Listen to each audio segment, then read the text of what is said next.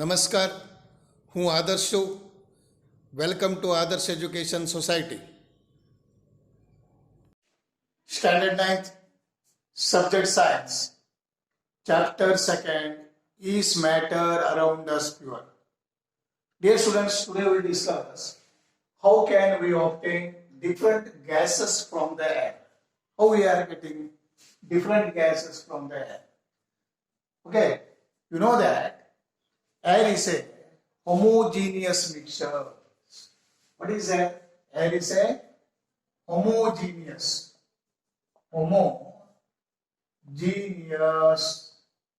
mixture. Air is a homogeneous mixture. Homogeneous mixture means you studied it. It means the uniform composition, a mixture which has uniform composition throughout their bulk. So that is a homogeneous mixture. Okay, students? See, this can be separated into its components by the fractional distillation method. So this can be this mixture. This is separated into and can be separated into its constituent components and its components by the fractional distillation method. So air, you know that air consists of many of the gases. This can be separated by the fractional distillation method. See, dear students, here there is a flow diagram here. See, you know that this is air is in the gaseous form. This you have to change in the liquid form. See, this is in the gaseous form. This you have to change in the liquid form. How it can be done? By compress and cool. By compressing and cooling can be changed in the liquid form of air. See here, by compressing, by increasing, compress can be done by increasing the pressure and cooling can be done by decreasing the temperature. If you are doing like this, so air, gaseous air, change into the liquid air. Then this liquid air allowed to warm up slowly in the fractional distillation column. So this liquid form of air is allowed to warm up slowly in the fractional distillation column. So here we are giving warming, heat given little bit. So thus gases are separated at different heights. At different heights, gases can be separated. So you know that dear students, the mixture component whose boiling points are different. See, components of the mixtures or mixtures whose components are, their boiling points are different can be separated by the fractional distillation method. Okay, students? And here, oxygen, you know that argon, nitrogen, these are all can be separated. See, oxygen by boiling point temperature is given minus 183, it is given minus 183. And argon is given minus 186 is given. And nitrogen is given minus 196. See, here you are seeing that their boiling points are different. Okay. Now, one more point is here. If you want oxygen air from the oxygen gas from the air, so we have to separate out all other gases present in the air. You have to separate all other gases from the air. How it can be done? The air is compressed by increasing the pressure. See, the air is compressed by increasing the pressure and then it is cooled by decreasing the temperature. Increasing the pressure and decreasing the temperature to get the liquid air. And this liquid air is allowed to warm up slowly in the fractional distillation column where gases at different or separated at different heights depending upon their boiling points. So in this way, we'll get the oxygen gas. Okay, students? Got the ideas now? So this way we can separate different gases from the air. Now, how can we obtain pure copper sulfate? CuSO4 means what? Copper sulfate from an impure sample. See how we have to get pure copper sulfate from the impure sample. This is. See, dear students, what you have to do? Take a sample of 5 grams of copper sulfate, impure solution of copper sulfate. See, take some means approximately 5 grams of impure sample of copper sulfate in a China dish. See, China dish like this. This is the dish of China dish. How much? 5 grams of copper sulfate solution you have. Copper sulfate you have to take. And dissolve it in minimum amount of water. The minimum amount of water you have to dissolve it. Then afterwards, see, dissolve it in the minimum amount of water. Filter these impurities. So this one we have to do, filter the impurities. Okay, filter paper you have to take here and you have to filter it. You have to do. Okay, filtration. Now afterwards evaporate the water from the copper sulfate solution so as to get a saturated solution. Then what you have to do? Evaporation. This solution you have to evaporate it so that then afterwards you have to cover the solution. After evaporating the solution, you have to cover the solution with a filter paper and leave it undisturbed at room temperature, cool slowly for a day. For 1 day you have to keep it.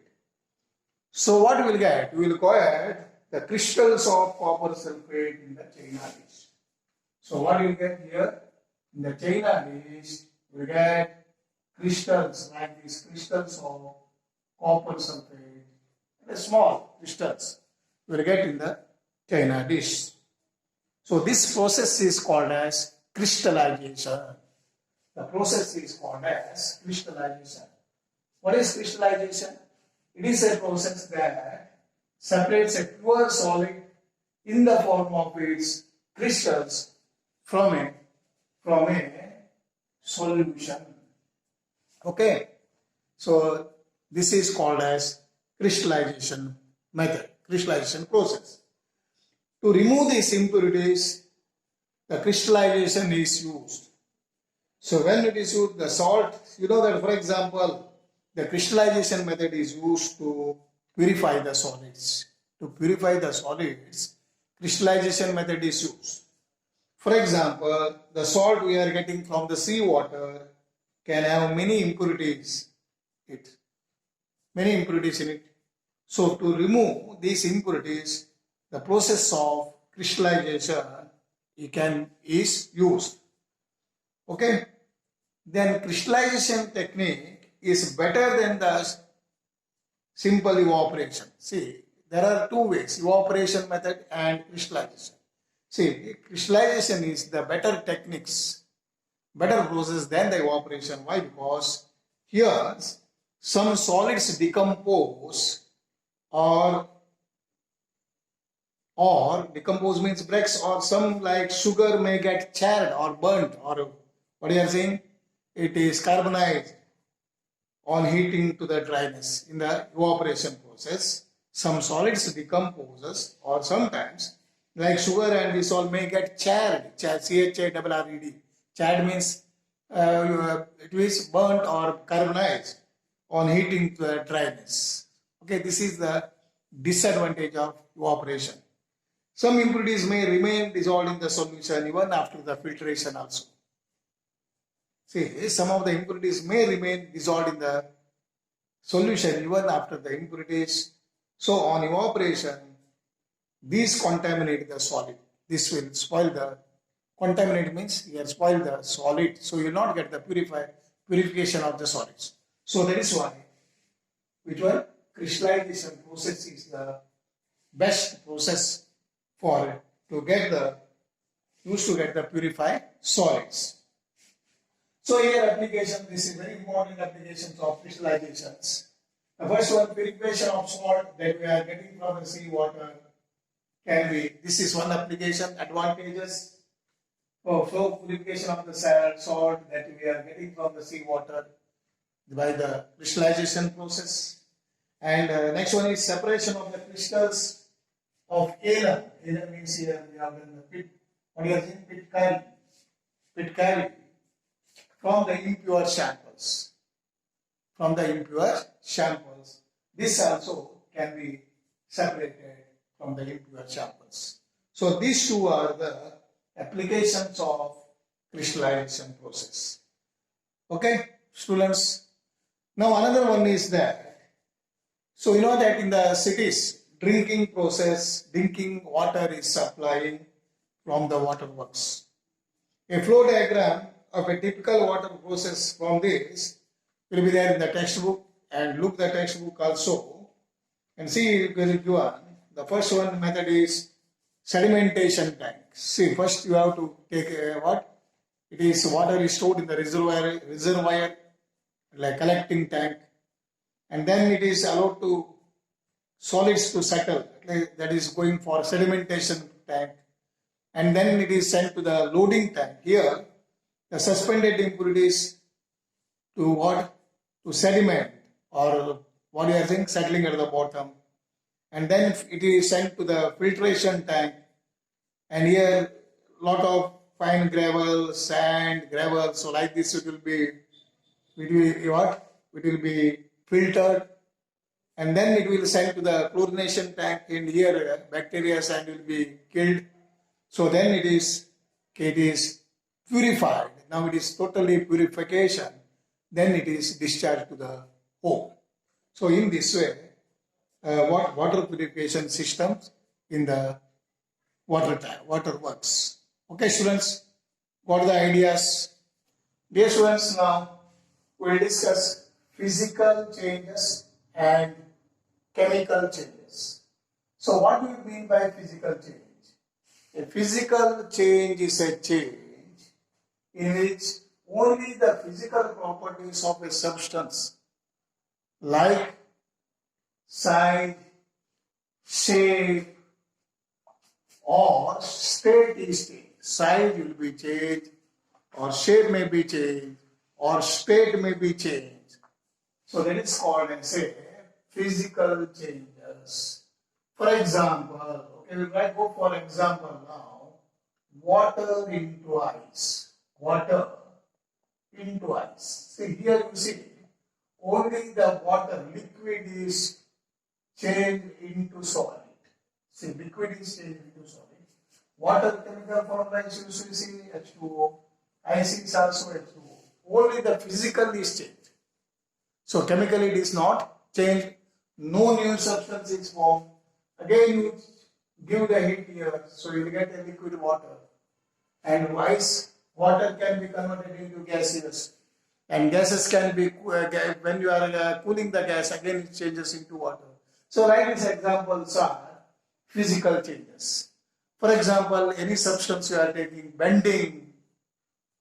So like this example, only size, shape or chalk piece, when it falls down, it breaks into pieces. Here size is changed. Okay, like this. So such examples are called as physical changes. Now we'll see what about the chemical changes. A chemical change is a change in which entirely, totally new substance is formed. Totally new substance. For example here, see look here now. For example, magnesium reacts with oxygen. See, when you heated the magnesium or magnesium ribbon in the presence of oxygen, so we get magnesium oxide. We get magnesium oxide. That's entirely this magnesium properties and magnesium oxide properties are totally different. So such a example is called as, what you are saying, chemical change. Okay, dear students, we will see that now. The properties that can be observed, the physical properties of matter, the properties that can be observed and specified like color, hardness, rigidity, fluidity, density, melting point, boiling point, these are all the physical properties. See, what are those physical? Say, sometimes asking the question, write the physical properties. So then you will write color, hardness, rigidity means strongness, fluidity means able to flow, density, melting point, boiling point. So these are all the physical properties. Okay, students. Now, the interconversion of states is a physical change. So interconversions, I told you water into ice, ice into water. The interchanging of the states is a physical change because the changes occur without changing in its composition or no change in the chemical nature. Okay, so that is why it is an example of physical changes. So ice, water and water vapor, all the different, and this way, these are all showing that physical properties.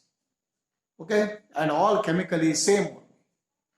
Now, both water and cooking oil are liquid. See, the example is given: water and cooking oil are liquid, but their chemical characteristics are different. Water you see, and cooking oil you see. That chemical characters are different. Okay, students.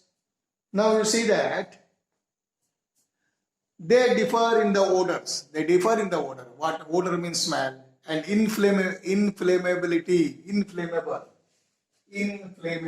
or catching fire, inflammable. So easily burns in fire, inflammable. We are saying. Okay.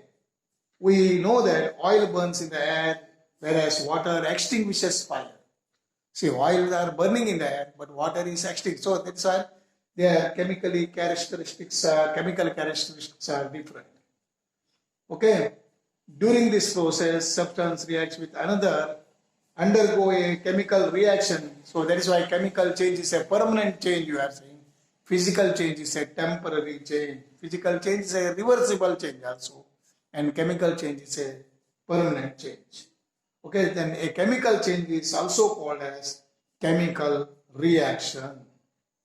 Okay, and here one example is given in the book. During burning a candle, burning of a candle shows both physical and chemical changes. See, when the candle is burning, that what you are saying, that wax is here when you have taken the longer, okay, length is longer, so candle, so then it will become shorter. So okay, so like this is a physical change. But when you are flaming with burning and you will get a carbon dioxide gas, so that is a, here it shows a chemical change as such. So that is why that during the burning of the candle, both physical and chemical changes takes place. Okay, so like this you see some other example also. And now today we have completed. What we have completed? We have completed how can we obtain different gases from the air. And second one, how can we obtain pure copper sulfate from the impure sample. And third one, you have completed physical and chemical changes. Okay, okay, students. So go through it and read it well. Okay. Thank you. Bye bye. Thank you for joining us.